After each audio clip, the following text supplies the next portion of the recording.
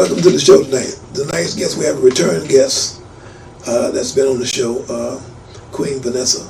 She's speaking on the education in San Francisco and speaking on the juvenile halls being closed down. People don't know about this. Is a secret that's been kept for a while now. It's been publicized today. It was announced today that it is official that they will be closing down shortly. So we're going to bring them on the sister and allow her to come on and talk about what's going on in San Francisco. Welcome to the show, my sister. Thank you. Thank you for having me come back again to finish wrapping up the movement and where we at and where do we start and what do we do? You know, what do you have any recommendations besides using the platform? So basically, I'm going to need a lot of help with this. I'm going to need other outlets, other platforms, speaking engagement. Maybe we'll figure out, you know, sometime next year to do our public service announcement. I mean, to do not a public service announcement because I'm gonna be running some of them as well, but to do a what do you call that when they get the media involved? What do they call those? Townhouse. Yeah, we're gonna do some more townhouses. That's what we want to do now. We want to get you out and give your website, your email, something that people can get in contact with you and give the information that you need coming from them. We want you to give your email, your webpage, whatever you have. We want you to announce it now on television. Okay. So they can write it down. They can come back and look at it on the and get in contact with you through your webpage or your email. Okay. Thank you for giving me that option because I wanted to say that. So for Felonies Not Your Friend, the date is the official. It was already endorsed by Brother Wendell El-Amin on October the 1st of 2021. He endorsed it first. I'm going to go ahead and endorse it right now on his show and make it official and endorse it myself, so you can see this is my first time endorsing it. So one of the moves is, and that I'm going to need is to first share my information with you, and I'll be willing to do that. So to reach out to me and learn more about Felonies Is Not Your Friend, you can go to start going to the Facebook page and like the Facebook page of Born and Raised Survivors and Community Developers. It has its own Facebook platform. It's where I'm going to really start moving this agenda.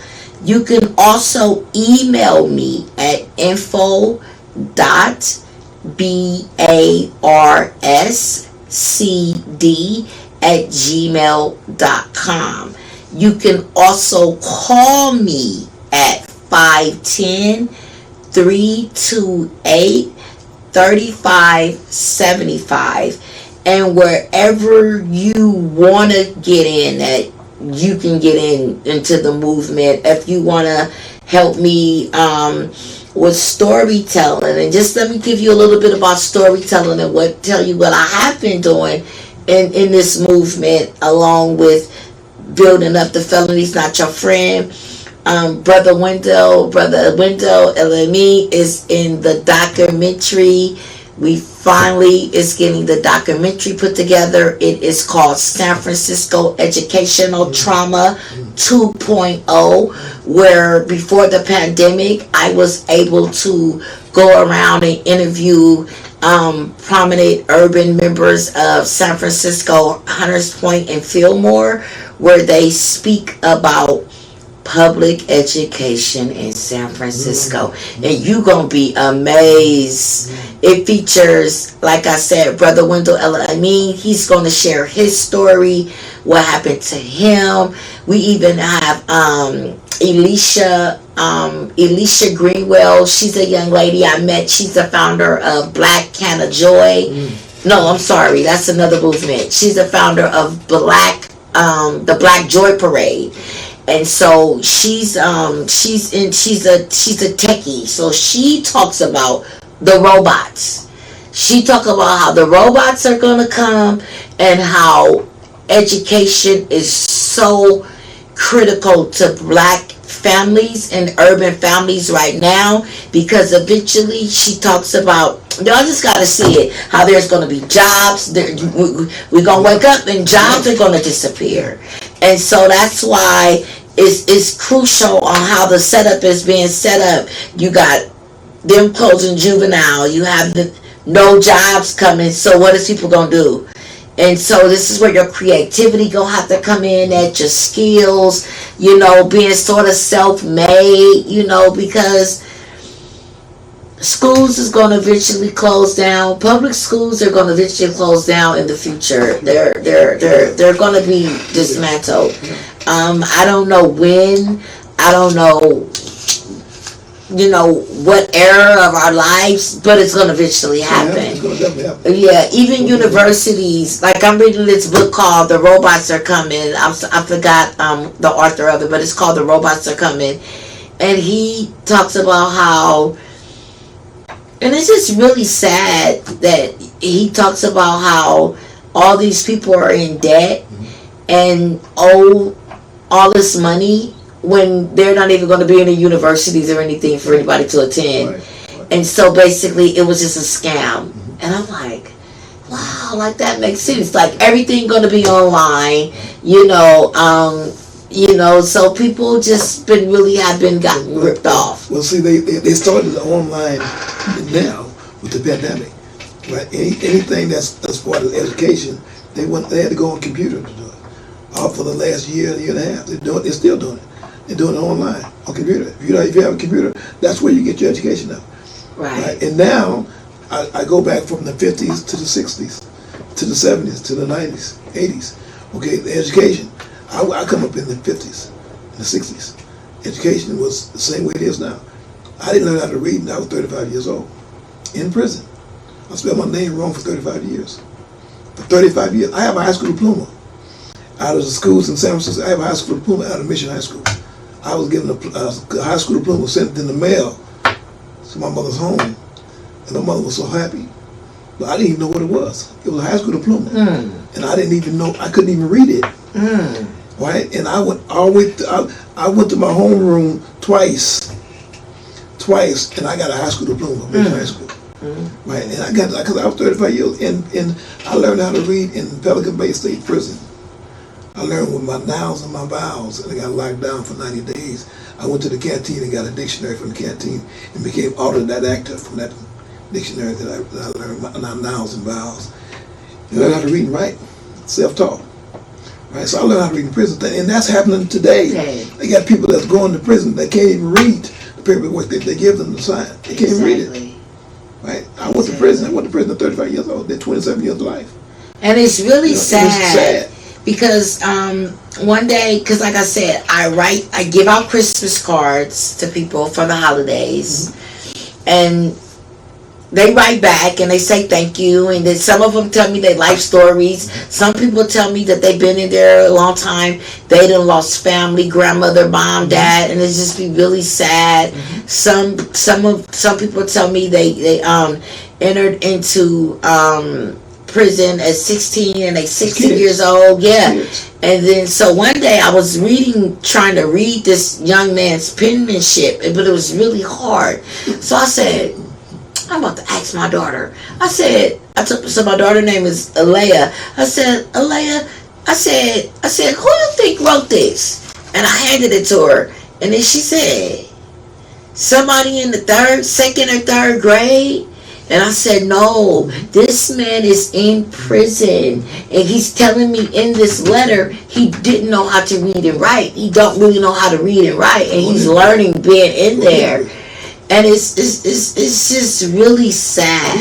It is. It's really sad. But that's what was done in our schools. No, not what was done. It's being done in our schools today.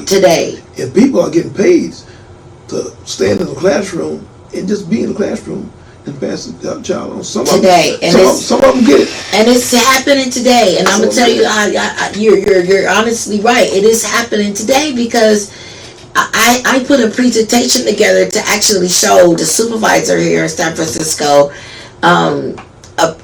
some slides on how the young people write, how the young people penmanship is. If you can't write, you can't barely read because it goes together. And if you can't read, you're not going to be able to write because you're not going to be able to formate sentences. So I showed it to him, and he was like, he didn't even know what to say. He was like wow. And that's, it's dangerous because I like I said, I be big on conspiracy theories, so I be feeling like them really not teaching our children how to read and write today. Like, this is what made me realize they're not teaching our children how to write with penmanship. Because my daughter had started doing something and she needed to sign something for herself. And when she went to sign it, she didn't know how to write. Her cursive, she didn't have no cursive writing. And I looked and I said, do they teach you how to write cursive write in school? And she didn't really know what I was talking about. And I said, damn, they're not even teaching our kids how to just penmanship. And then I started teaching her, and now she's better and everything. But then I said to myself, I said, like, wow, that's pretty dangerous. Because what's going to happen in society is when you don't write the same way, you're going to be arguing with the robot because it's going to keep kicking your sickness. It's going to keep kicking your stuff out and telling you that's not you. How frustrating is that? How in depth is people's mental health really going to be competing with robots? If I sign this, just like the other day when I went into the bank, I signed the signature so fast. When the young lady started looking at the screen and she started looking at my sign, she was like, "Oh, you was moving too fast. You better slow down." And I said to myself, that was interesting for her to say that. Because I said, why did she say that? Because it was like, ding, your stuff better start matching these systems. Because if it don't, you're going to be sitting there fighting with a machine, keep telling you you're not that person. And I said, wow, they gonna get us one way or another, Brother Wendell Elamine. We're in much danger as the people that came before us, the Malcolm X, the ancestors that came before us, because now it's what's y'all excuse when the information is there for you and you're not taking advantage and reading it. Back then, our people didn't even have lights to read. They didn't even, and they would lose their life if they read. So now, what is our excuse today? And here's the thing: we still losing life because we don't read. But we don't. It's not. It's like they was getting murdered for doing it back then, and we're getting murdered still for not doing it. It's like if people only knew what they was doing to us when our people wanted to sneak and read a book.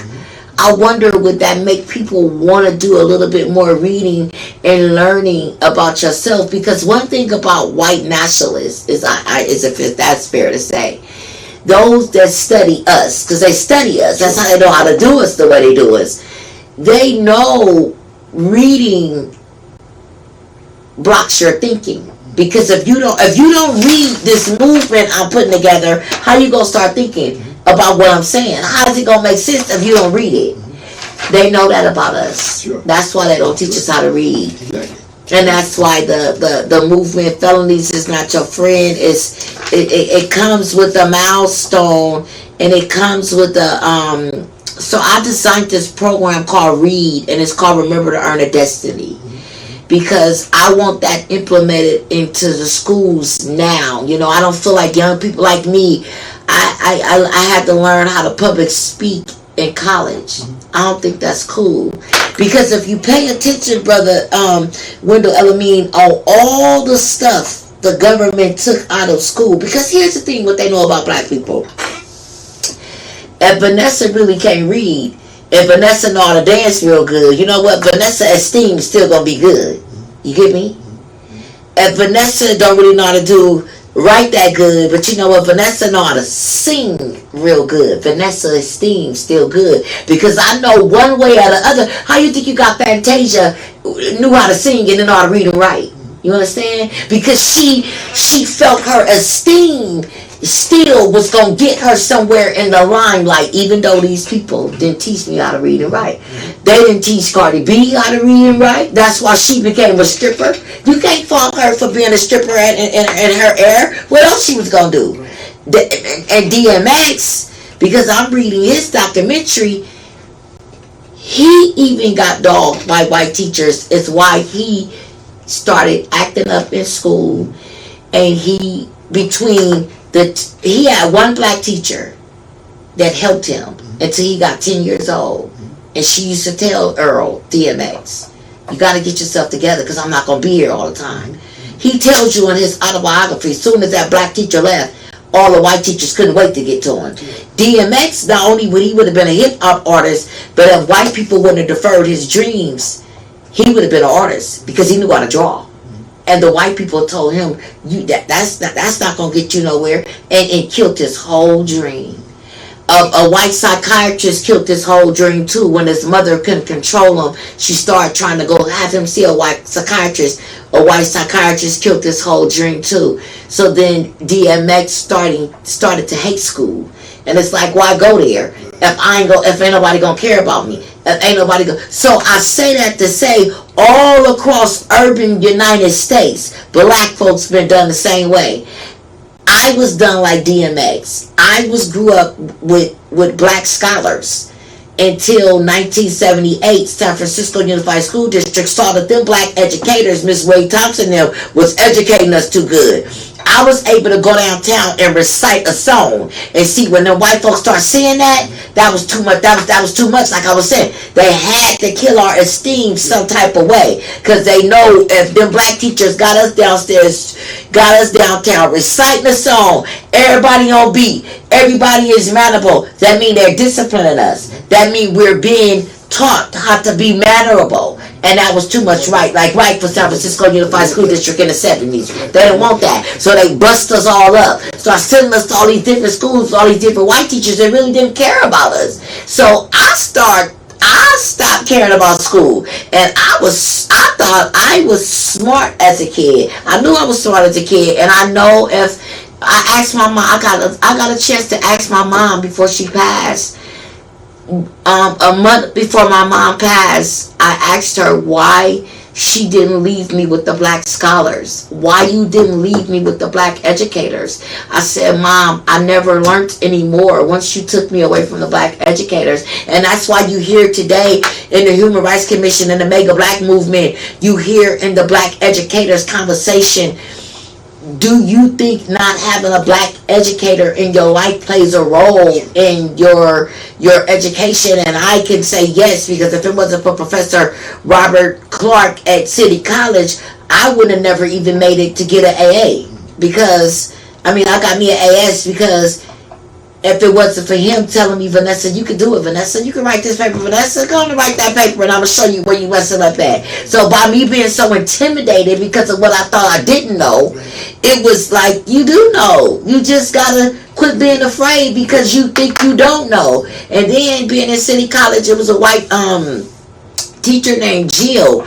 You know what she said in her class? She said, listen, if you attended San Francisco Unified School District, and your English is not good, I'm not going to ding you because I know you was never taught English. I just threw the pen down and I was looking at her like, damn, did she just say that? Like, damn, did she just get it? And I was like, damn, did she just say that? And I was like, wow. And then it just made me realize that even they know. They know. Oh, they know. They know. And then I had another teacher. Her name is Joanne Devine. I got to say her name because let me tell you what she said in her class.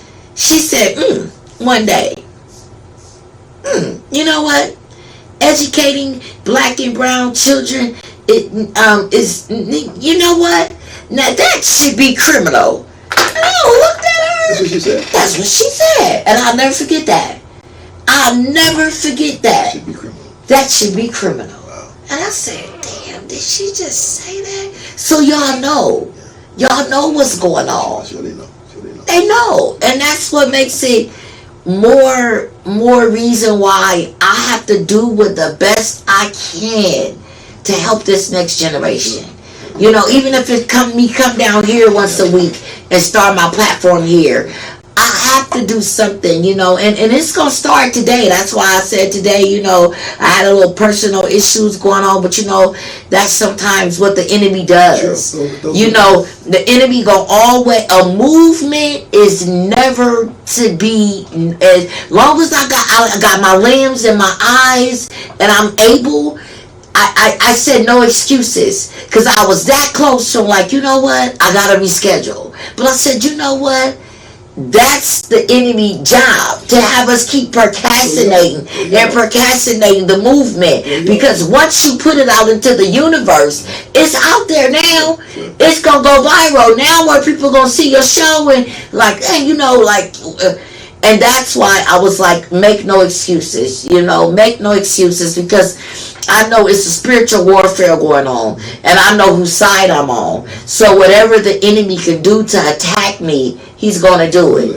Even if it's having somebody ignore my emails, you know, to have me start feeling some type of way, you know, it's the games that he plays, you know, and sometimes that's why you have to get, you know, you have to be a little aggressive, because there's other spirits that don't want to see us get to where we need to be. And that's not always just white people. That's some black people too. You know, there's always need to be poor people so that middle income people can survive. Yeah. You know, and I'm finding that out. You know, there's always need to be the poor people so the middle people can survive. Because I tell people, you know, what bothers me about black-led organizations or black movements, I have seen nonprofits take care of dogs better than some of these nonprofits is taking care of people. And the school district is a nonprofit, and I can say that to them too. I done seen respite care take care of their animals better than the school district is taking care of us as humans. You know, so the danger of us today is like Denzel wants to say, it's not checkers, it's chess.